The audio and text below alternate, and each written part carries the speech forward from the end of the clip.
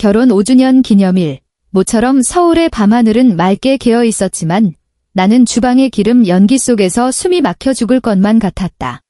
오후 3시부터 분주하게 차려낸 음식들이 가득한 식탁을 바라보았다.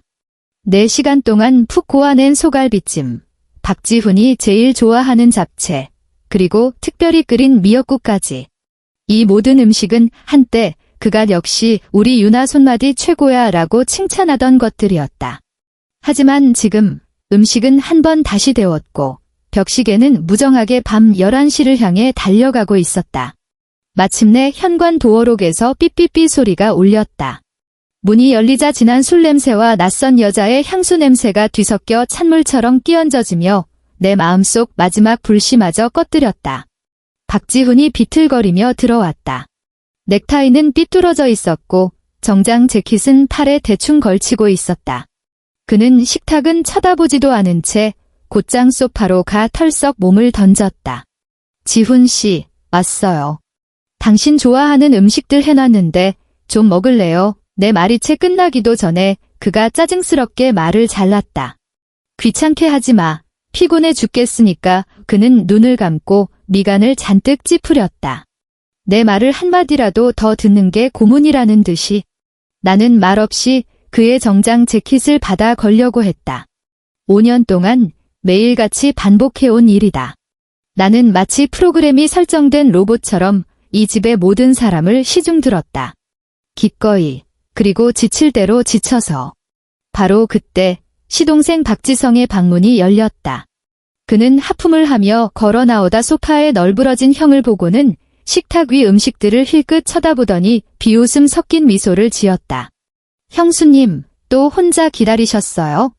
우리 형 이제 바쁜 몸이라 이런 집밥 먹을 시간 없는데? 나는 그를 무시하고 늘 하던 대로 재킷에 주름을 폈다. 갑자기 재킷 안주머니에서 딱딱한 무언가가 미끄러져 나와 툭 하는 작은 소리를 내며 바닥에 떨어졌다. 허리를 숙여 주워 보니 접힌 종이 한 장이었다. 홀린 듯이 나는 그것을 펼쳤다. 산부인과 초음파 사진이었다. 흑백 영상 속에는 작은 아기 집이 보였다. 그리고 산모 이름란에는 내가 모르는 낯선 이름이 선명하게 적혀 있었다. 김나라. 임신 주수, 8주. 머릿속이 휭 불리며 순간 하얘졌다. 심장은 보이지 않는 손에 꽉 붙들린 것처럼 숨을 쉴 수 없을 만큼 아파왔다.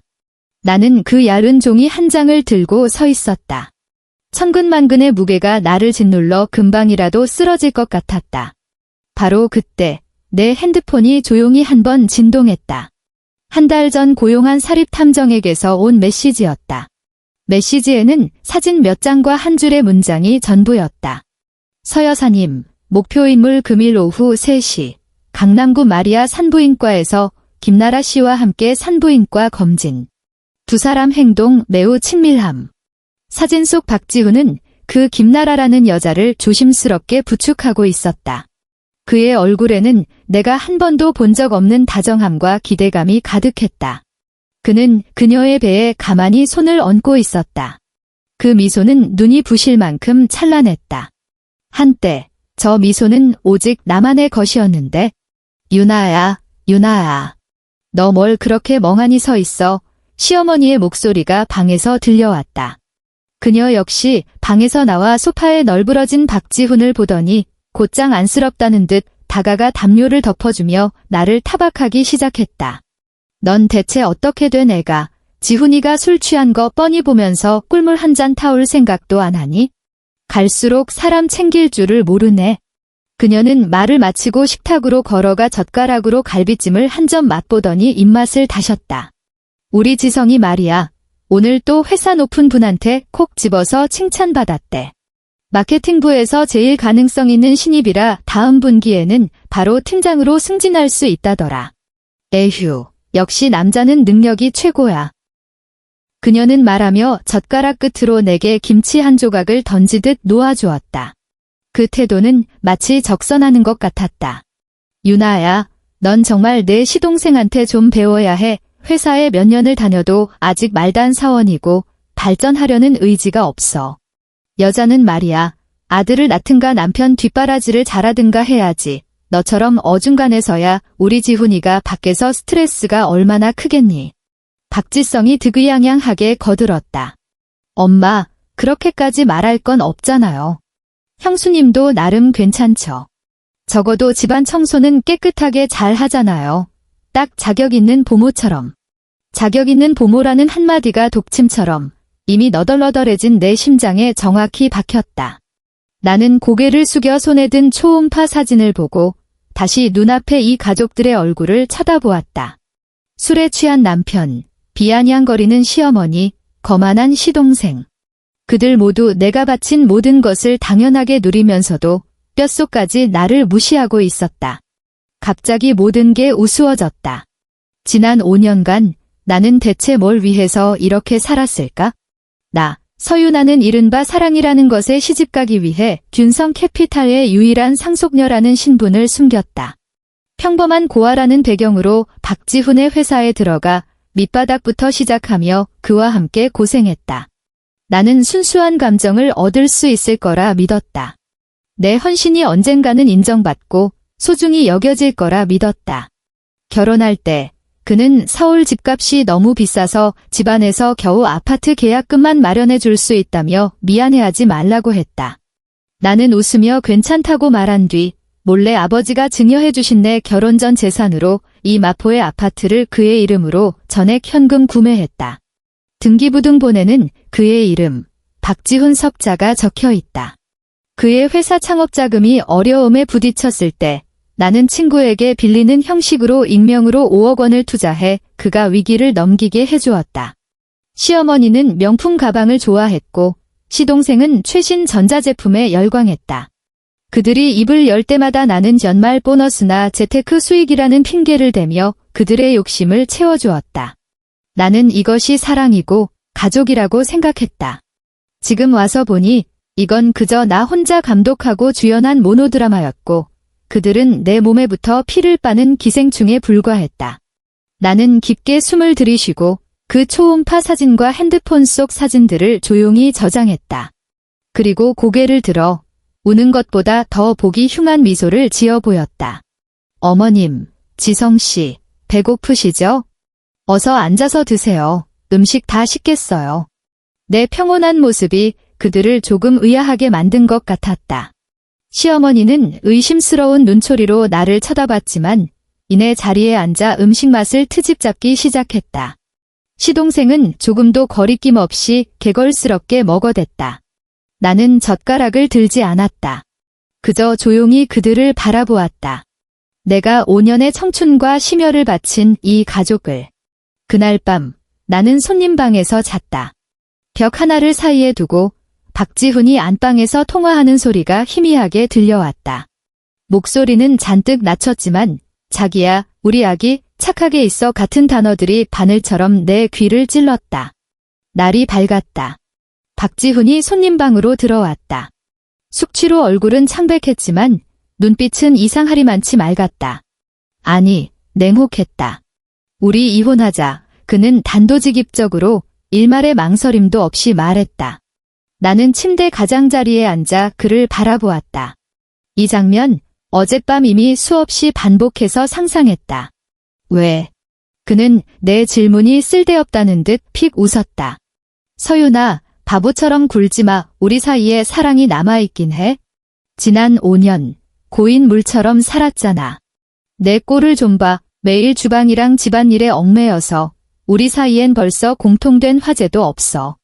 내가 이렇게 된 게 누굴 위해서인데 나는 반문했지만 마음속엔 아무런 파동도 일지 않았다. 그가 짜증스럽게 손을 휘저었다. 쓸데없는 소리 하지 마. 나라가 임신했어. 난 그 애랑 아이에게 명분을 줘야 해. 그는 마침내 그 이름을 입에 올렸다. 내가 좀 체면 차리고 알아서 나가줬으면 좋겠어. 그는 계속해서 말했다. 그 말투에는 마치 선심 쓰는 듯한 오만함이 묻어 있었다. 이 아파트는 내가 결혼 전에 산 거니까 너랑 상관없어. 내가 나가면 우린 평화롭게 헤어지는 거야. 나는 그의 뻔뻔한 얼굴을 보며 문득 웃음이 터져나왔다.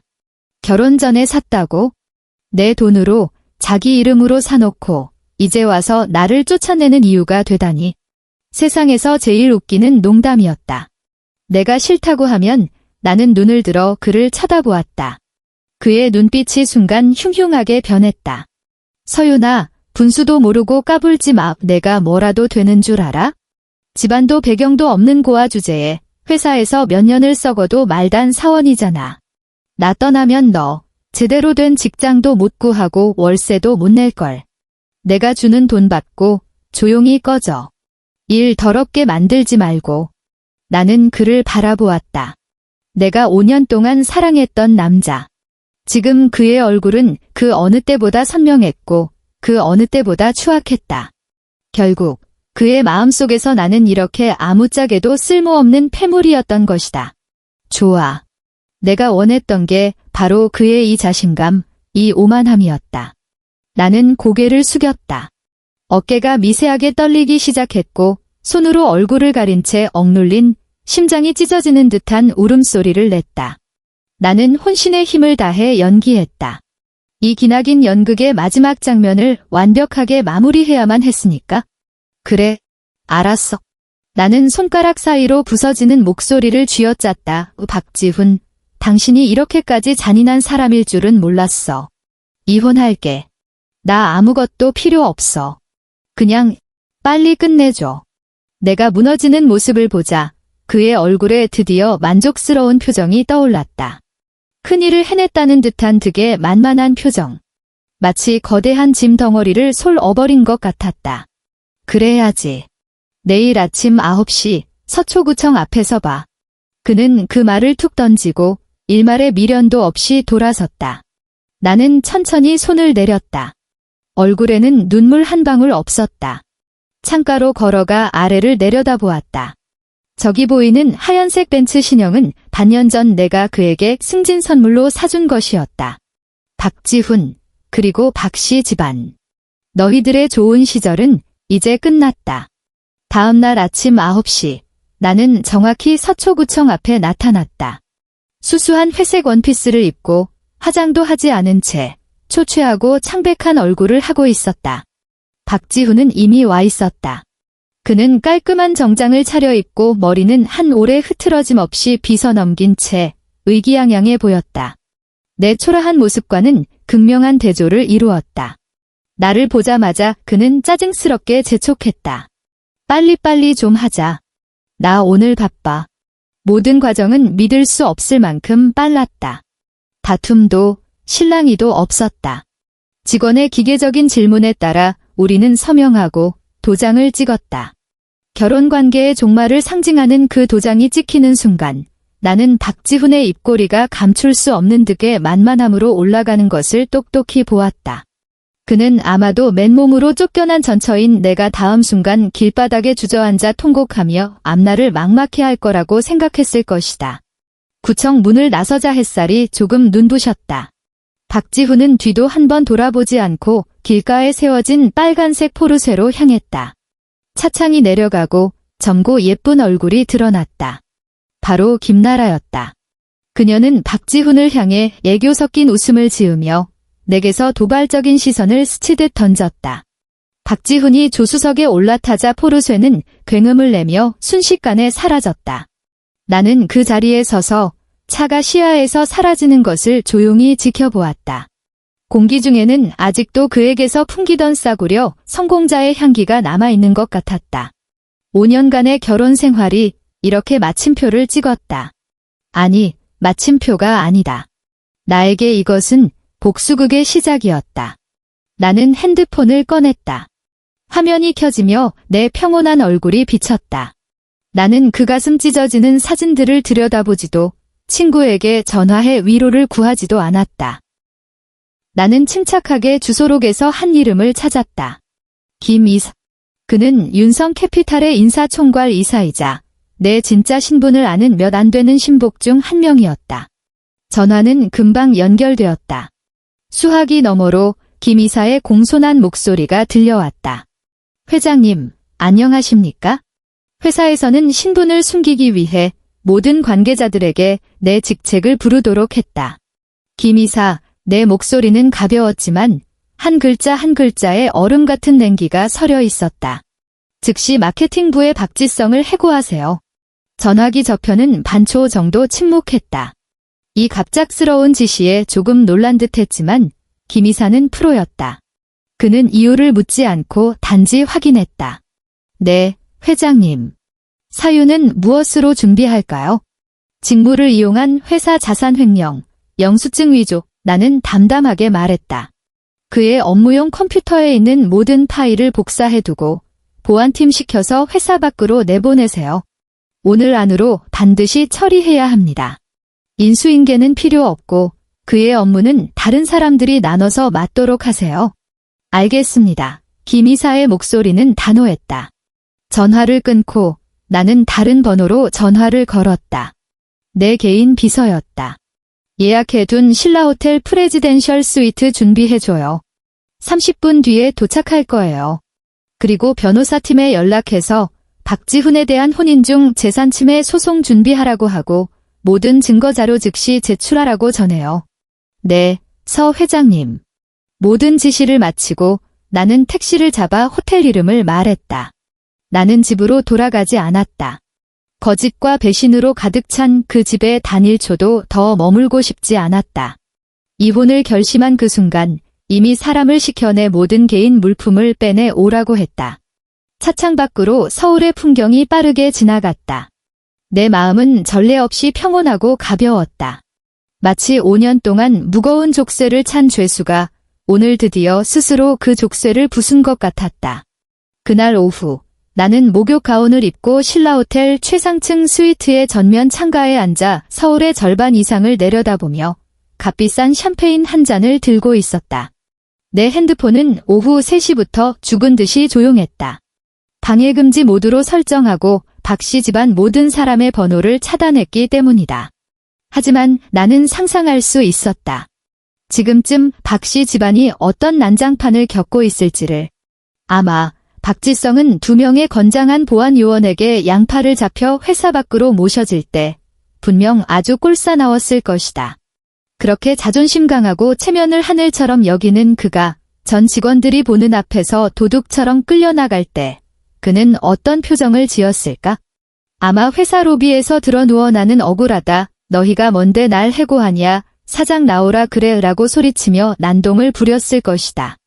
그는 자기가 대단하다고 믿는 형, 박지훈에게 전화해서 자신의 억울함을 울부짖으며 호소했겠지. 그럼 박지훈은? 그는 처음에는 충격을 받고 그 다음엔 분노하며 자신이 가진 인맥을 총동원해 소식을 알아보려 했을 것이다. 그는 마케팅 부장에게, 인사팀에, 심지어 그가 아는 소위 고위층에게도 전화를 걸었을 것이다. 하지만 그는 알게 되겠지? 모든 사람의 대답이 놀라울 정도로 일치한다는 것을. 회장님의 결정이라 저희는 관여할 수 없습니다. 회장님, 그는 의아해하고 이해하지 못했을 것이다. 한 번도 들어본 적 없는 존재, 한 번도 접해본 적 없는 권력의 정점에 있는 사람이 단 한마디로 자기 동생의 밥줄을 끊어버렸다는 것을. 그렇다면 그들은 누구에게 화살을 돌릴까? 당연히 나겠지? 그들 눈에 가장 약하고 가장 무능하며 회장님 같은 사람과는 어떤 교점도 없을 것 같은 나에게. 그들은 어떻게 생각할까? 내가 무슨 땡 잡아서 회사 고위층을 알게 된 후 베갯머리 송사라도 했다고 생각할까? 아니면 내가 무슨 비열한 수단으로 그들 집안의 전도유망한 박지성을 모함했다고 생각할까? 나는 잔에 담긴 샴페인을 흔들었다. 황금빛 액체가 빛을 받아 매혹적인 광택을 냈다. 이 모든 것은 나에게 더 이상 중요하지 않았다.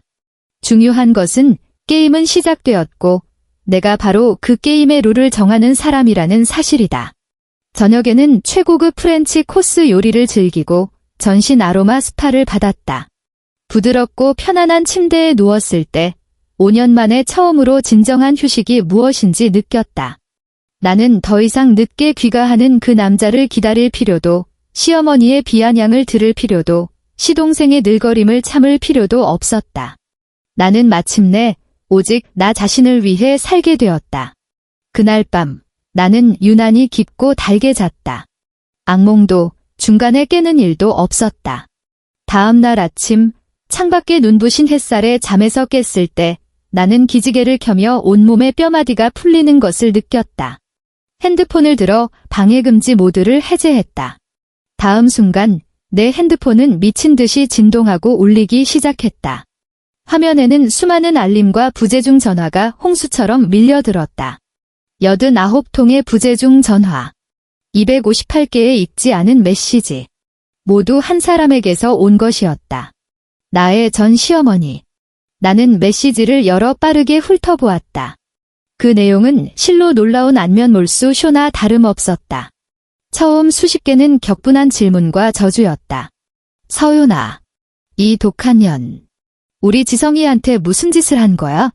내가 미쳤구나. 이혼하자마자 우리 집에 복수해.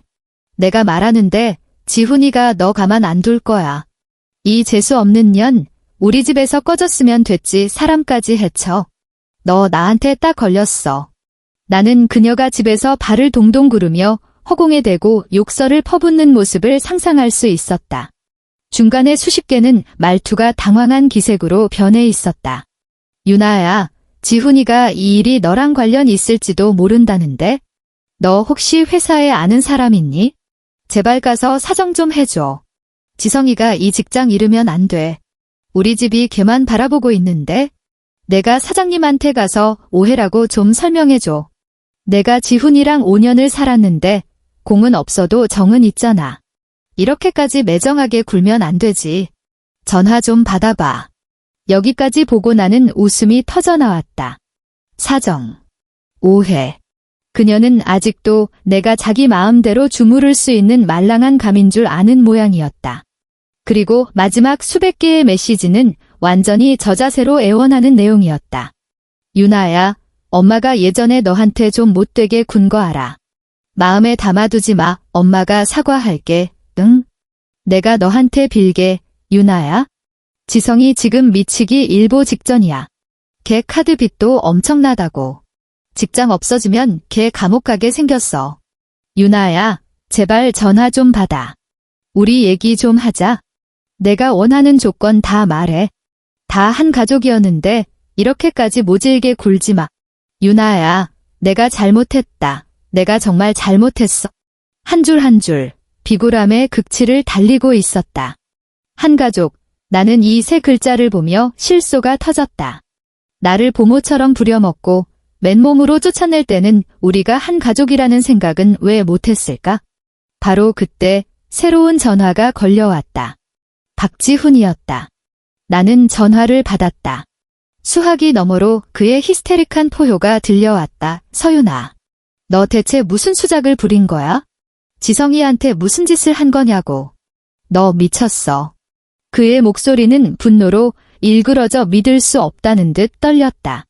나는 핸드폰을 조금 멀리 떨어뜨려 그가 소리치는 것을 기다렸다가 천천히 입을 열었다. 말투는 날씨 얘기를 하듯 평온했다.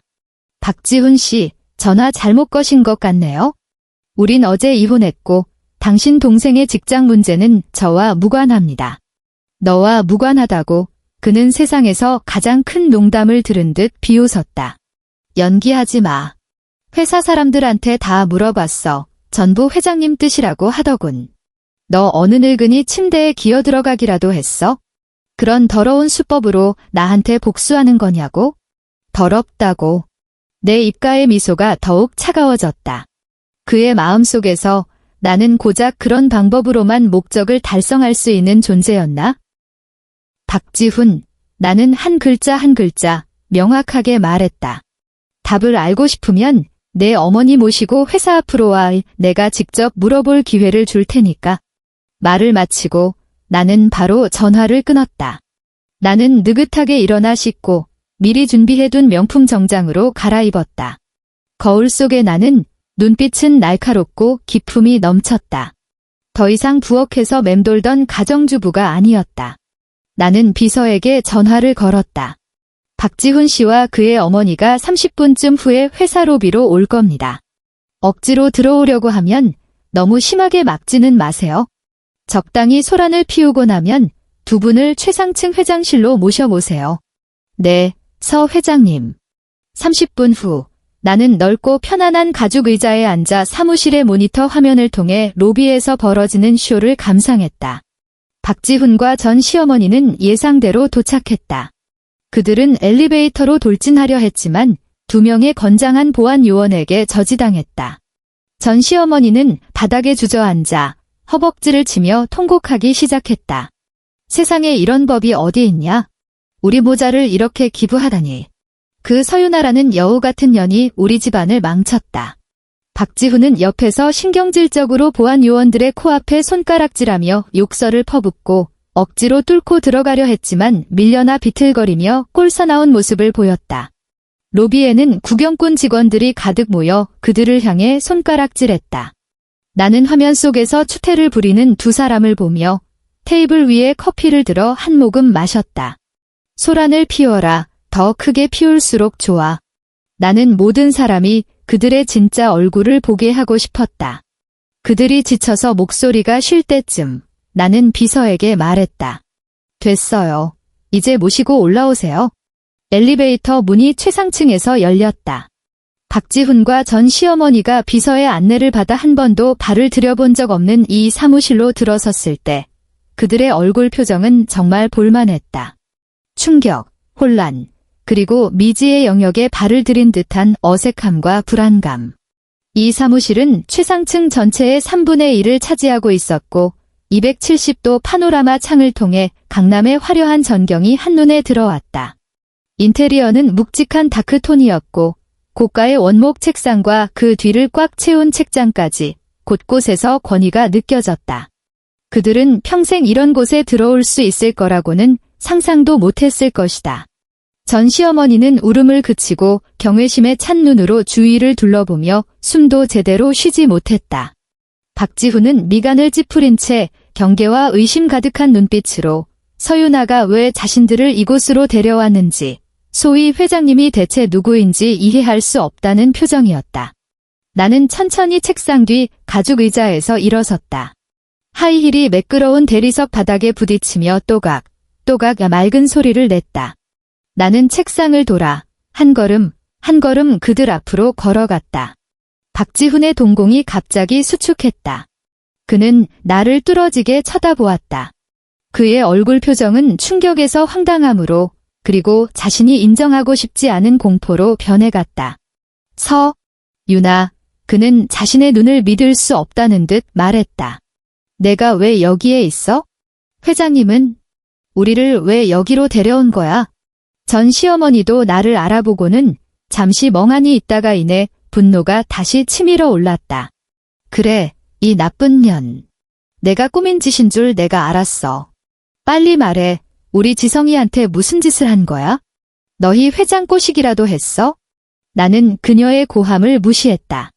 나는 그저 평온하게 박지훈을 바라보았다. 그의 얼굴에 가득한 죄라는 질문을 읽으며 나는 쓸데없는 말 한마디 없이 그저 몸을 돌려 책상 위에서 미리 준비해둔 서류 한 부를 집어 그들 앞에 내밀었다. 이걸 보면 이해가 될 겁니다.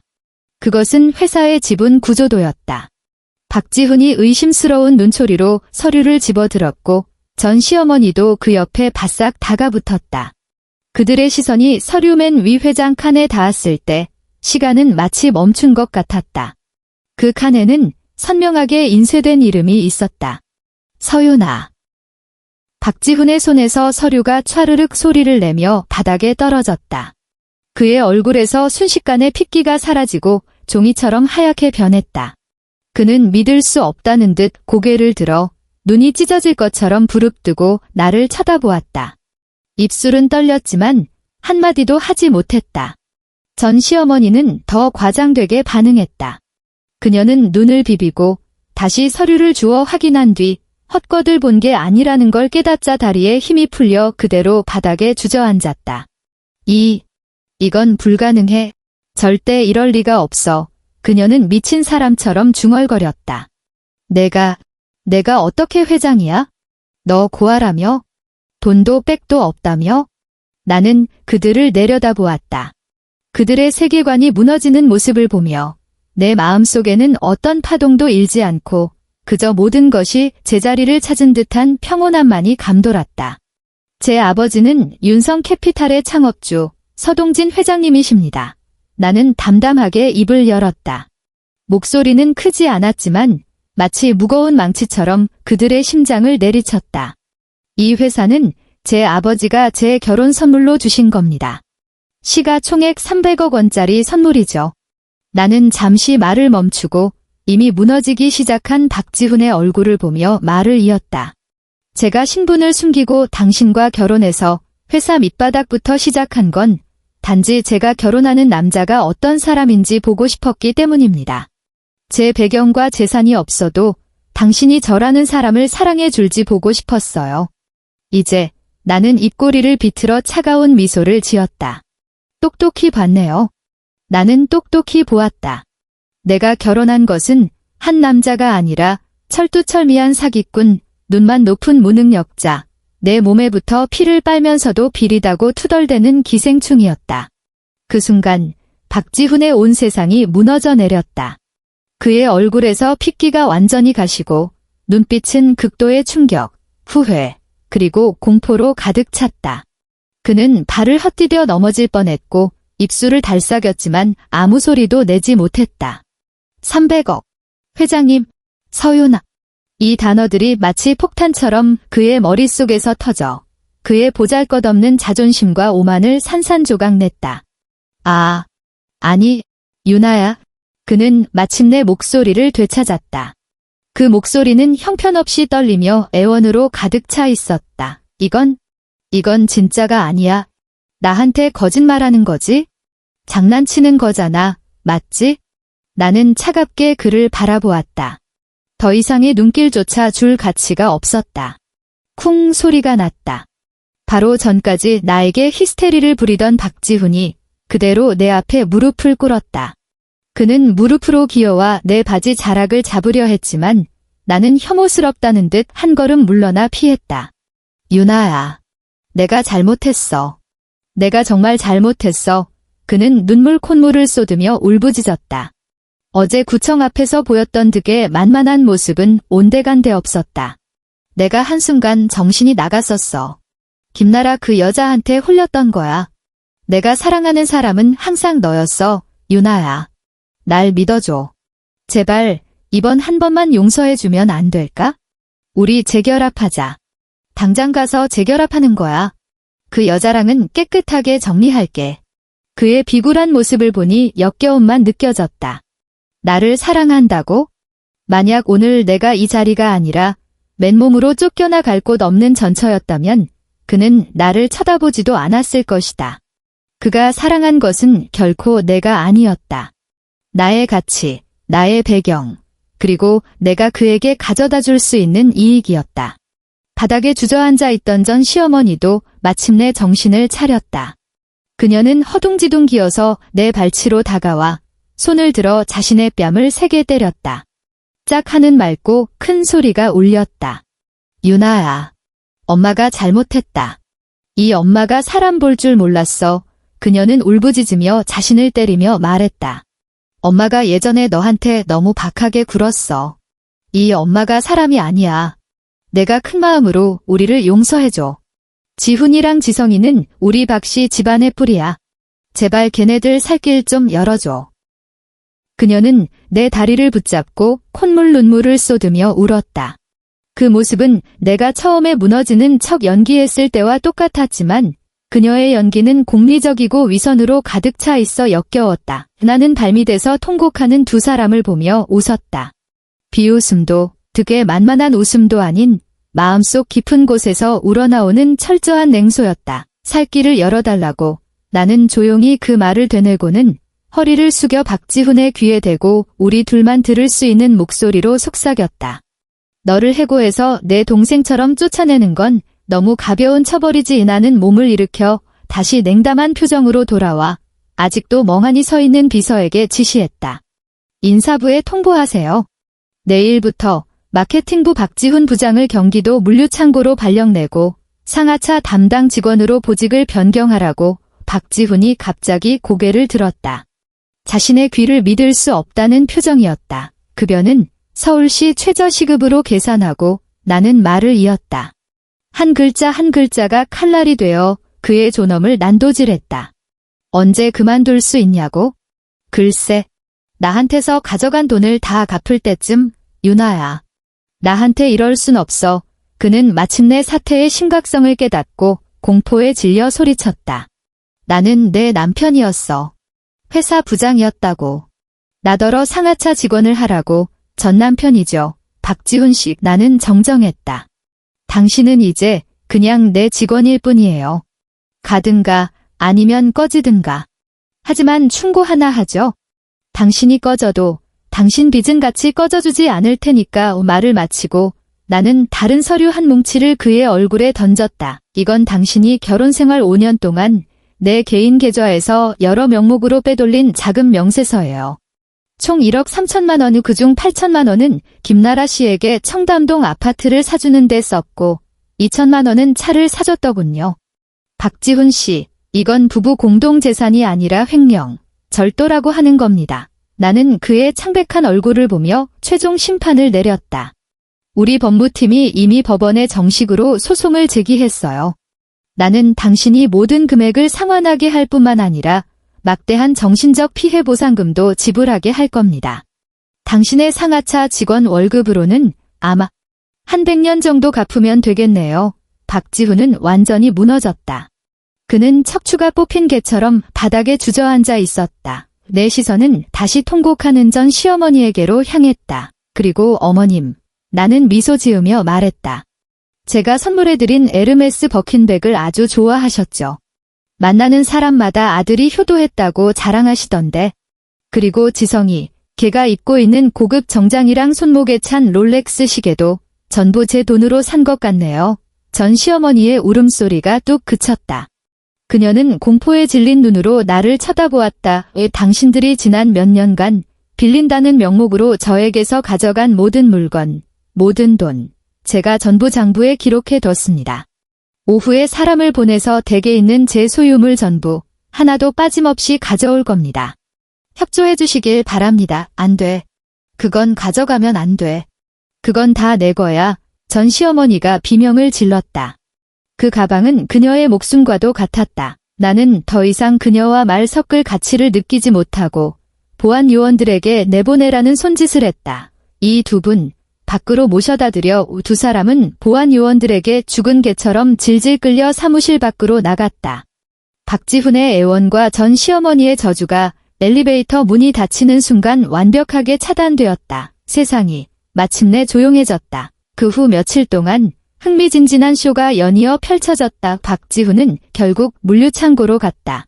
사무실에만 앉아 편하게 지내던 그가 그런 고강도 육체노동을 견딜 리 만무했다. 첫날, 그의 손은 다 까졌고 셋째 날에는 물건을 옮기다 허리를 삐끗해 병가를 냈다. 일주일 후, 그는 한 바퀴는 마른 듯 살이 빠졌고 초췌한 모습의 눈에는 원망과 절망만이 가득했다. 회사 직원들은 뒤에서 그를 손가락질했다. 어제의 잘나가던 마케팅 부장이 이제는 창고에서 가장 초라한 상하차 직원이 된 것이다. 이 굴욕은 그를 죽이는 것보다 더 고통스러웠을 것이다. 그리고 김나라, 임신했던 그 상간녀는 박지훈이 하루아침에 회사 부장에서 빚더미에 앉은 창고 인부가 되었다는 사실을 알자마자 다음 날 바로 병원에 가서 아이를 지웠다. 그녀는 박지훈이 내 돈으로 사준 가방과 보석들을 챙기고 그의 계좌에 남은 푼돈까지 깨끗하게 인출한 뒤 증발해버렸다. 박지훈은 여자도 잃고 돈도 잃어 서울 전체의 웃음거리가 되었다. 결국 창고에서 한 달도 채 버티지 못한 그는 엄청난 굴욕과 빚의 압박을 견디지 못하고 사표를 냈다. 하지만 그는 곧 상황이 생각보다 더 심각하다는 것을 깨달았다. 나의 업계 블랙리스트 한 줄에 그는 서울의 어떤 정규회사에서도 괜찮은 직장을 구할 수 없게 되었다. 그는 식당에서 접시를 닦거나 공사판에서 막노동을 하며 푼돈을 벌어야만 했다. 전 시어머니와 시동생의 삶은 더욱 비참했다. 시동생 박지성은 이력서에 남은 회사 자산 횡령이라는 오점 때문에 마찬가지로 직장을 구하지 못했고 수십 개의 카드빚에 시달리며 매일 빚 독촉 전화에 미쳐가고 있었다. 내가 보낸 사람들은 그들의 집을 거의 텅 비게 만들었다. 시어머니의 에르메스 가방부터 시동생의 게임기, 거실의 85인치 TV까지 내가 사준 모든 것이 실려나갔다. 그들 세 식구는 내가 전액 현금으로 사준 고급 아파트에서 초라하게 쫓겨나 오래전 살던 서울 외곽의 어둡고 눅눅한 반지하 셋방으로 돌아가야만 했다. 듣자 하니 전 시어머니는 천국에서 지옥으로 떨어진 충격을 이기지 못하고 크게 알아누웠다고 한다. 그리고 나는 이 모든 것을 처리한 후 정식으로 준성 캐피탈 회장 서윤아로서 대중 앞에 섰다. 경제 잡지와 단독 인터뷰를 하고 뉴스 헤드라인을 장식했다. 나는 내 사무실 전면 창가에 서서 이 화려한 도시를 내려다보았다. 햇살이 몸 위로 따스하게 쏟아졌다. 나는 더 이상 누군가의 아내도 며느리도 아니었다. 나는 그저 서윤아였다. 완전히 새로운, 오직 나 자신을 위해 사는 서윤아. 나의 새로운 인생은 이제 막 시작되었다.